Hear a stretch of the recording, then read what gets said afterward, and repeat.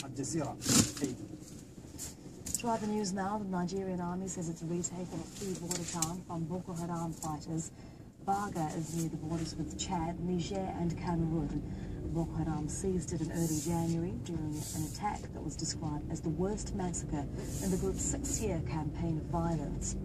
Well, these satellite pictures show Baga on the 2nd of January before the armed group moved in. The vegetation is shaded in red. All around, you can see streets and clusters of buildings. 5 days later, an estimated 3,000 homes, as well as schools and clinics, had been destroyed. More from Yvonne Ndege, who's in the capital, Abuja. Well, the recapture of Baga is a hugely significant and symbolic victory for the Nigerian army, because it really has been the thorn in the side of the fight against the group over the last 6 years. Two very controversial events have taken place in the town. Earlier this year in January, there were reports that at least 2,000 people were killed by Boko Haram, and the military were basically accused of turning a blind eye to this. In 2013, similar accusations, though a smaller number, at least 200 people were allegedly killed by Boko Haram and dumped in a mass grave. Again, the authorities were accused of not responding to SOS calls from residents in the area. So it was hugely important for the Nigerian military to get this town back from Boko Haram. Now, what they're telling us is across South Sudan were used as soldiers by armed groups last year. Well, Claire McKeever is UNICEF's spokeswoman in South Sudan, and she's calling for the speedy return of the abducted children. Children were paraded through the town as a training exercise. We have witnesses who saw this. I spoke to those who had classmates taken and who are very afraid for their lives. In this particular location, it is highly militarized. There's many groups operating throughout this area, and so we've yet to verify who took these children. So what we do know is that they will probably go into a very tough training regime at possibly be brought to the front time, and it's completely unacceptable, and UNICEF has called for their immediate release. In Libya, forces defending the city of Benghazi from the Islamic State of Iraq and Levant say they'll do all they can to defeat the group.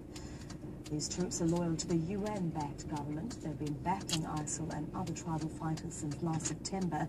The Army Field Commander leading the troops says ISIL's use of beheadings as a terror tactic won't deter them. An Egyptian court has cleared former oil minister Sami Fahmy of charges of squandering public funds by selling cheap gas to Israel. Fahmy's 15-year Fahmy insists he's still the president after escaping from house arrest in the capital Sana'a. He'd been held for weeks by Shia Houthi fighters, being forced to resign as president under pressure from the fighters last month. The Nigerian army says it's recaptured the northern town of Baga from Boko Haram fighters. The armed group took over the area in January, but what was reported to have been one of the worst atrocities by Boko Haram. Hundreds of people were reportedly killed. Ukrainian forces and separatist rebels have exchanged prisoners. 139 Ukrainian troops and 52 rebels were swapped in a village just west of the rebel-held city of Luhansk. Human rights group in Indonesia wants the government to stop the execution of 10 domestic and foreign prisoners. There are currently 133 people on death row in Indonesia. Human rights groups say 84 of them are Indonesians, 49 are foreigners from 20 countries. Crimes like drug trafficking and murder are the main offences for which prisoners are executed. Indonesia says it's executed 12 people in the past 10 years. Step Vassal met the family of a Brazilian who's facing the death penalty for drug offences. It's called the Indonesian Alcatraz, the prison island Nusa Kambangan. Located in central Java, it's where the government executes prisoners, and it's off limits to journalists. Last month, 6 convicts were executed by firing squad. Another 10 are due to be shot soon. One of them is Rodrigo Goularte from Brazil, who was arrested in 2004 with 19 kilograms of heroin hidden in his surfboard and was sentenced to death. Although Goularte is mentally ill, his family says his documented condition was never part of his defense because he lacked proper representation in court.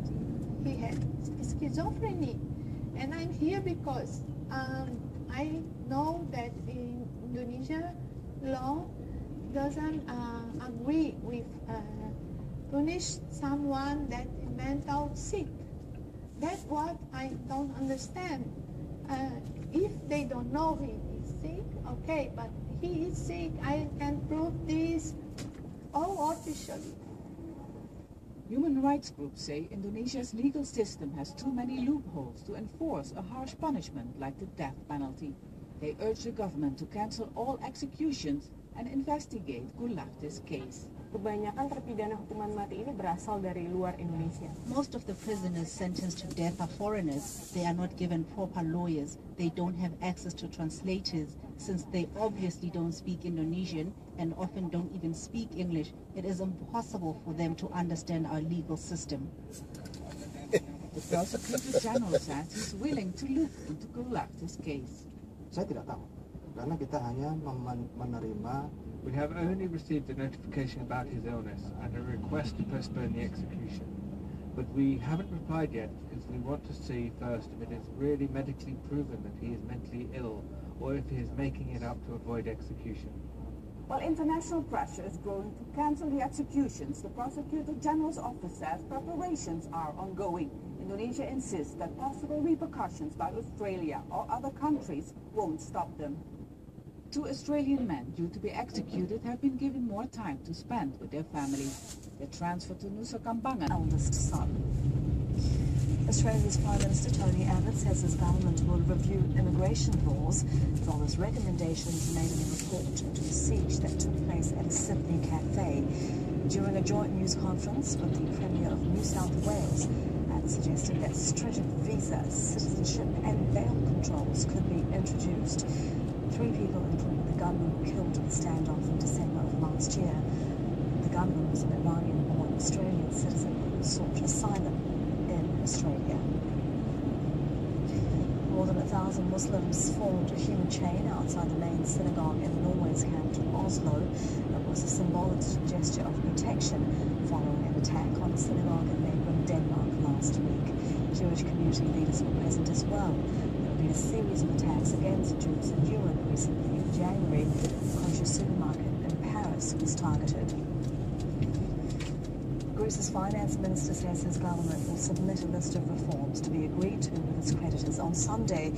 Greece agreed to a 4-month extension of its loans in Brussels on Friday, but that was only the first of many tests for the new government. The Prime Minister Alexis Tsipras addressed the nation, saying a battle may have been won, but real difficulties still lie ahead. By 20 associates. All of the workers here have a stake in this enterprise. This is their machinery, their produce, their future. A success story risen from the ashes of Argentina's last economic crisis. When Argentina in 2002 defaulted on $100 billion of foreign debt, thousands of businesses closed, tens of thousands lost their jobs. Workers found the factory gates locked. The owners had often sold everything and fled with the money. The workers had little choice than to start from scratch.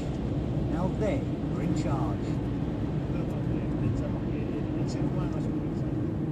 We think the human condition is universal. We all have the same needs, the same aspirations. When a company closes, the workers have the capacity, both technical and manual, to take the enterprise forward. There are now 350 cooperative companies or fábricas recuperadas, employing 95,000 workers across Argentina. Everything from hospitals and schools to newspapers, printing works, hotels and factories. 97% of those set up have survived and thrived. This is what makes a successful cooperative. The unity of the workers is that they work together in harmony to achieve all that they have to make the effort, to fight against the ego, individualism. There's no place for personal ambitions. Argentina is again facing difficult times, in recession and with inflation rampant. Luis has helped 3 bankrupt companies, now workers' cooperatives, relaunch in the past 2 weeks. Fresh dreams from the ashes of desperation. Juan Algeciras, Buenos Aires. A gas explosion at a market in Honduras has killed an infant and injured at least 80 people. The fire broke out at an outdoor market for farmers and craftsmen. The 2-year-old girl who died suffered burns on 50% of her body. Fire investigators are trying to find out what ignited the gas cylinder explosion. Thousands of people have gathered in Haiti's main public park to mourn the 17 victims of an accident involving a carnival float. Haitian leaders also paid their respects. The victims' white caskets were draped with the Haitian flag. The stampede on Tuesday happened when a singer on one of the floats touched a power line and caused the crowd to panic and run. At least 78 others were injured. A group of musicians in Guatemala is bringing the ancient Mayan language back to life through hip-hop.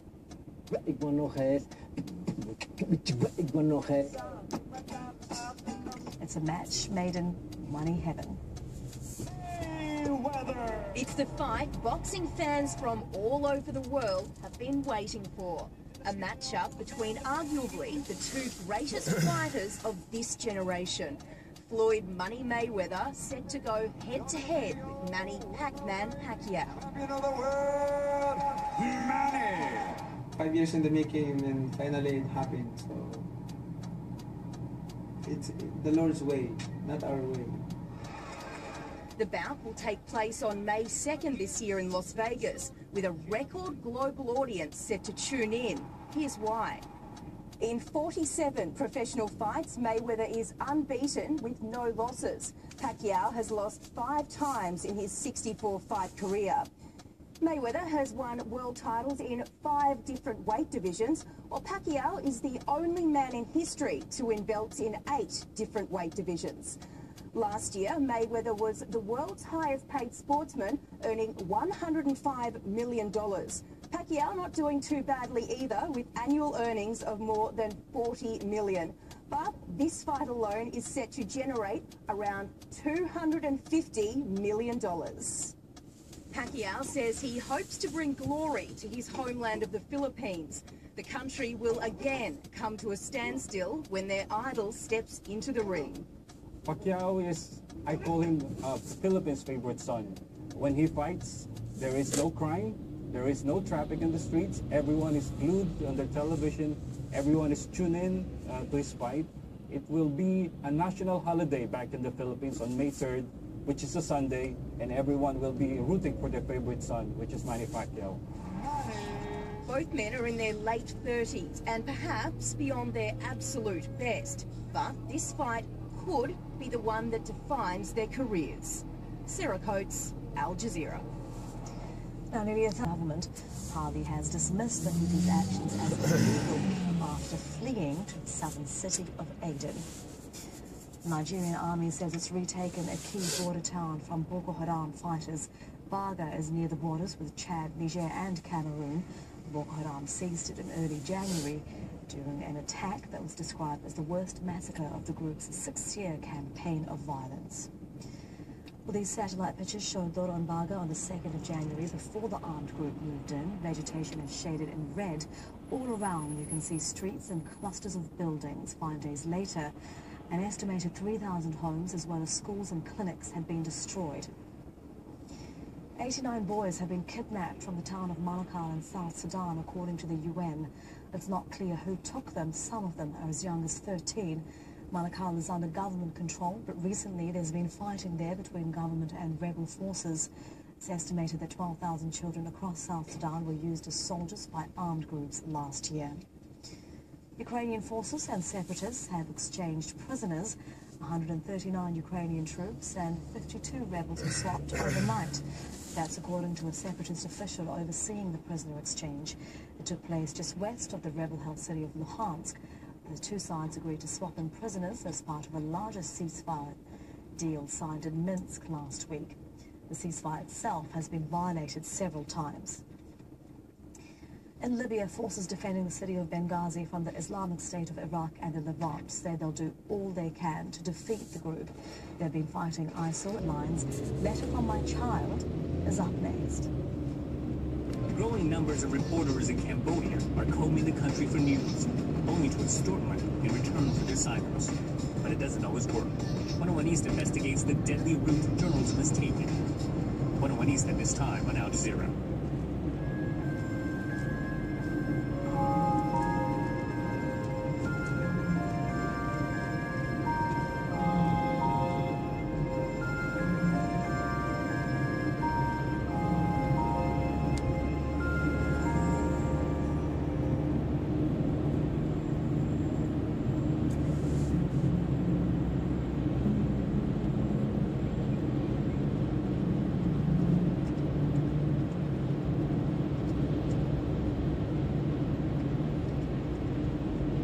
kigali cyaca gifite urutwe ibyisho ibizuru ibikarata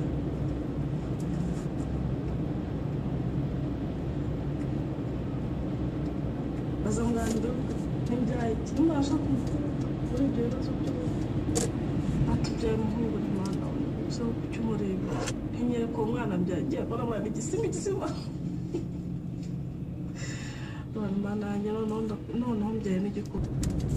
A pupil of primary one, we could give them notebooks.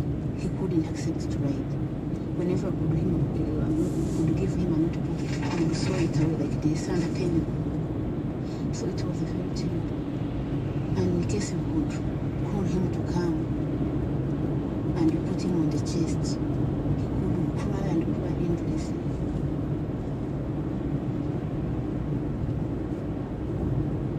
And that's what made me to do investigation to his story, background. I asked Shaka to show me your mom. He showed me the mother, and the mother came. We sat in my classroom. I conversed with her. I asked her about the life of Shaka.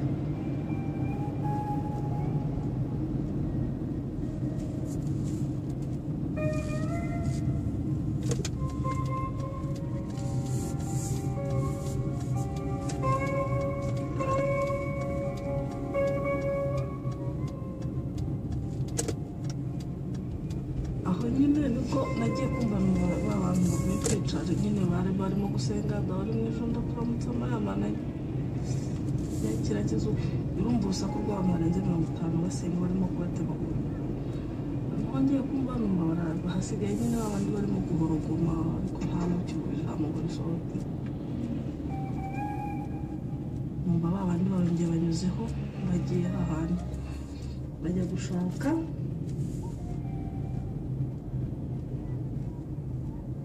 n'ubundi barongeye nka nyuma y'amasaha 3 bacisha abandi bantu bagiye kwica n'ubundi babica n'ubu ariko hagati aho bigeze nka abo bantu babacishaho nka saa 2 cyangwa saa 3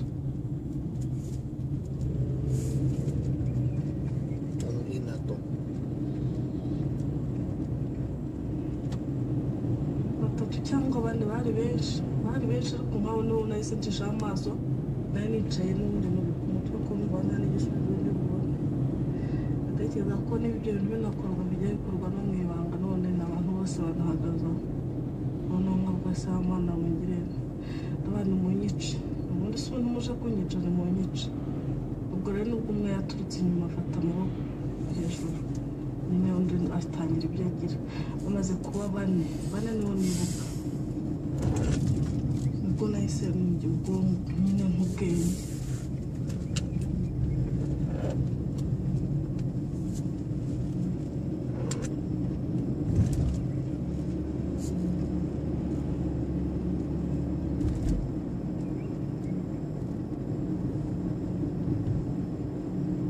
ariko ngaramiye mu murengoti hano hari ibisinde by'imirimo y'abasinde nyine basitemu byo muri kimwe kiri aha ikindi kiri hano kubera amaguru atarakiri kumwe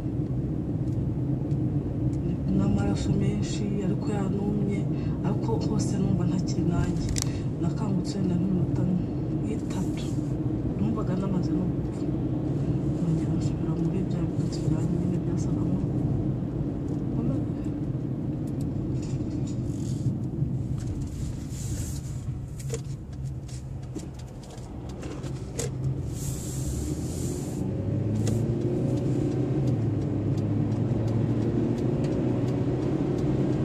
Dear Mom, I want to write a letter to you.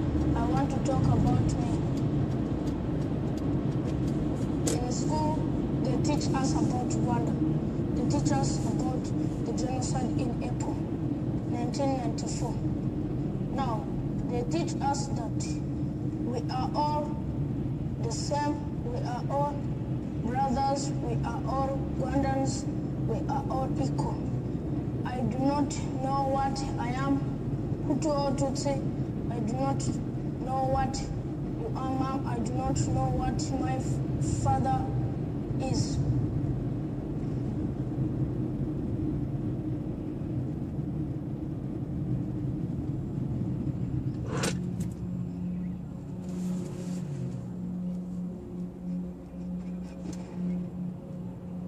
Le génocide qui a été commis au Rwanda, c'est vraiment atroce. Et seulement à 100 jours, plus de 1 million de personnes ont été massacrées. Et puis ça a été fait par des frères. C'est horrible, on ne peut pas décrire ça. Nous espérons tous qu'il n'y aura plus de génocide, mais les conséquences, ça va...